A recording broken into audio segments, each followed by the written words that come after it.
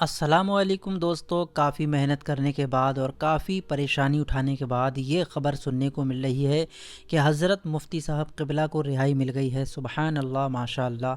हमारी और आपकी ये दुआओं का सिला है। हम लोगों ने मुफ्ती साहब क़िबला के लिए दिल से दुआ की तो मुफ्ती साहब क़िबला को रिहाई मिल गई।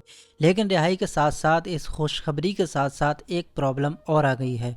प्रॉब्लम क्या है ये भी मैं आपको बताता हूँ। आप लोग इस वीडियो को पूरा देखना और हो सके तो चैनल को सब्सक्राइब ज़रूर करना। दोस्तों, मुफ्ती साहब क़िबला ने अपने ट्विटर हैंडल से ख़ुद बताया है कि जो जूनागढ़ का कोर्ट था वहाँ से मुफ्ती साहब क़िबला को बेल मिल चुकी है, रिहाई मिल चुकी है। लेकिन एक प्रॉब्लम और आ गई है। जहाँ से ये जो बयान मुफ्ती साहब क़िबला ने दिया था, जहाँ पर ये बयान हुआ था, वहाँ के हिंदुओं ने भी मुफ्ती साहब क़िबला पर FIR कर दी है। अल्लाह अकबर। हम लोग और आप लोग दुआ करें मुफ्ती साहब क़िबला के लिए।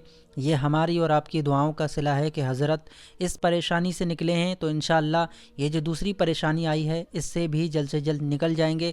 मुफ्ती साहब क़िबला ने ख़ुद अपने ट्विटर हैंडल से बताया है कि जूनागढ़ के कोर्ट से मुझे रिहाई मिल गई है, लेकिन कल जो है मुझे कुछ के कोर्ट में हाज़िर होना है और वहाँ पर भी हाज़िरी देना है। फिर वहाँ से क्या होता है हम आपको ज़रूर बताएंगे, तो आप लोग चैनल को सब्सक्राइब ज़रूर करना। और दोस्तों, एक बात का आप लोग ध्यान रखें कि ये जो लोग हैं, जो हम लोगों पर जो परेशानी आ रही है, ये परेशानी की वजह ये है कि हम जो है मुसलमान हैं, हमारा नाम मुसलमानी है और हम लोग इस्लाम को फॉलो करते हैं। और जो मज़हब इस्लाम से चिढ़ते हैं, जो जलते हैं, उन लोगों को ये गवारा नहीं होता कि हम रसूलुल्लाह सल्लल्लाहु अलैहि वसल्लम का नाम लें, मज़हब इस्लाम का प्रचार करें, मज़हब इस्लाम की बात करें। ये बातें उन लोगों को हज़म नहीं होती हैं जो इस्लाम के दुश्मन हैं। इसलिए मुसलमानों के पीछे पड़े रहते हैं और मुसलमानों को फंसाने की कोशिश करते हैं, कोई ना कोई ज़रिया ढूंढते हैं कि किस तरीके से मुसलमानों को फंसाया जाए।